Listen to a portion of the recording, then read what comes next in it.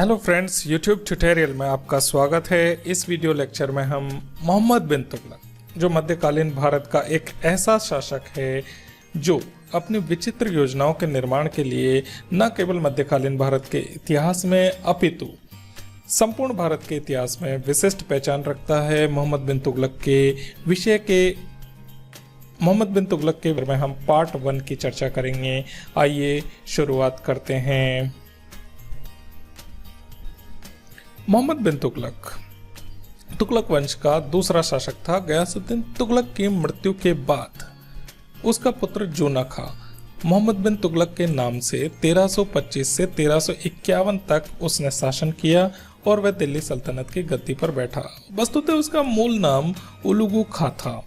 संभव है मध्यकालीन भारत के इतिहास में मोहम्मद बिन तुगलक सर्वाधिक शिक्षित, विद्वान, योग्य व्यक्ति था, लेकिन वह अपनी सनक भरी योजनाओं और विभिन्न प्रकार के उटपटांग कार्यों के लिए वह विशिष्ट प्रकार का भाव रखता था। इस कारण उसे स्वप्नशील या पागल शासक के रूप में भी इतिहास में जाना जाता है।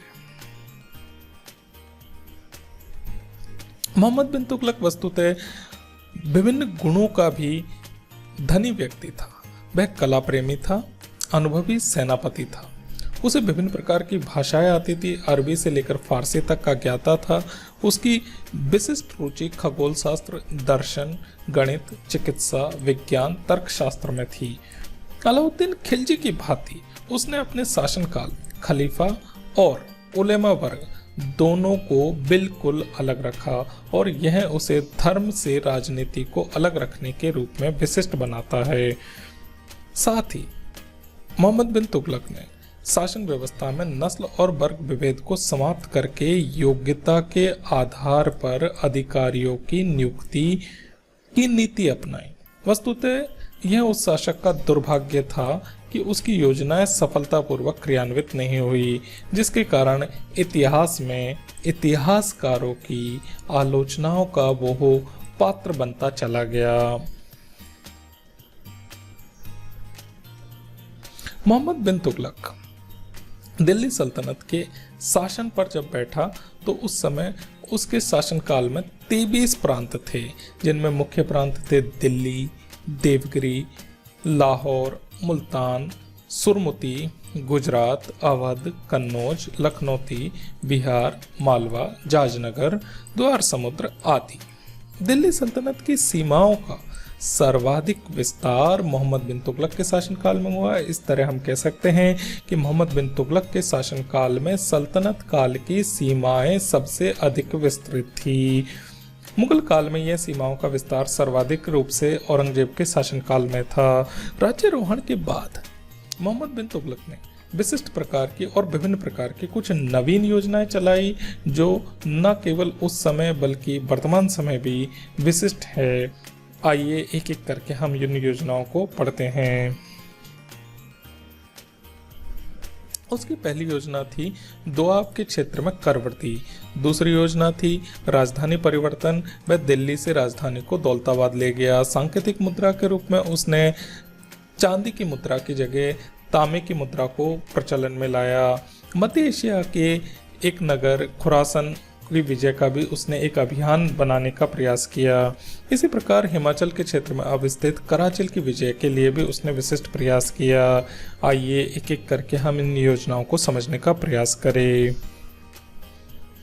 दोआब के क्षेत्र में कर वृद्धि।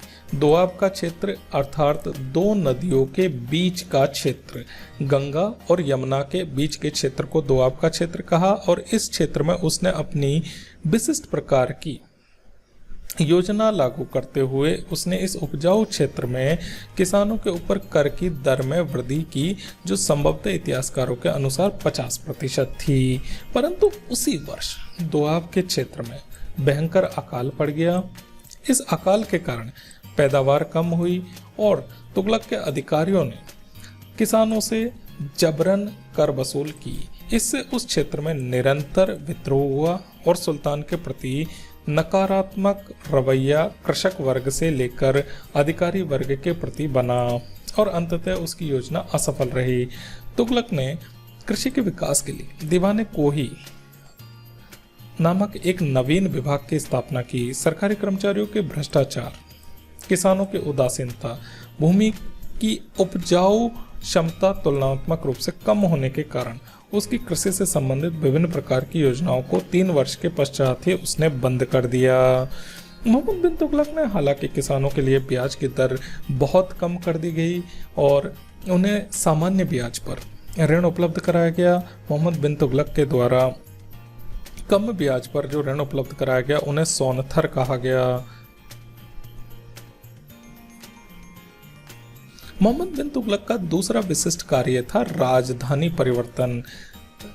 दिल्ली की राजधानी के स्थान पर उसने महाराष्ट्र में अवस्थित दौलताबाद या स्वर्णगिरी क्षेत्र को दूसरी राजधानी के रूप में परिवर्तित करने का प्रयास किया, जिसके तहत उसने इस नगर का नाम भी कुबतुल इस्लाम रखा। इस योजना के कारण मोहम्मद बिन तुगलक की बहुत बड़े स्तर पर आलोचना की गई।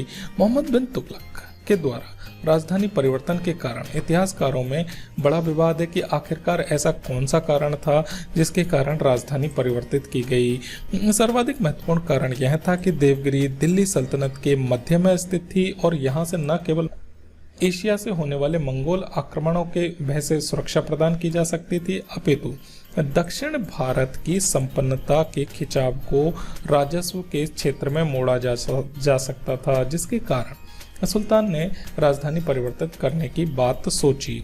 मोहम्मद बिन तुगलक की यह योजना केवल कागज पर ही अच्छी लगी। जब इसे जमीन पर उतारा गया तो यह योजना असफल रही और 1335 में दौलताबाद से लोगों को दिल्ली वापस आने की अनुमति दे दी गई। राजधानी परिवर्तन के कारण दक्षिण में मुस्लिम संस्कृति का विकास हुआ, जिससे अंततः बहमनी राज्य के उदय का मार्ग भी प्रशस्त हुआ। इस वीडियो लेक्चर में हमने मोहम्मद बिन तुगलक की जीवन के सामान्य परिवर्तन, उसके द्वारा लागू की गई 2 महत्वपूर्ण योजनाओं को पढ़ा। अब हम अगले वीडियो लेक्चर में शेष भाग को पढ़ेंगे। Thank you so much.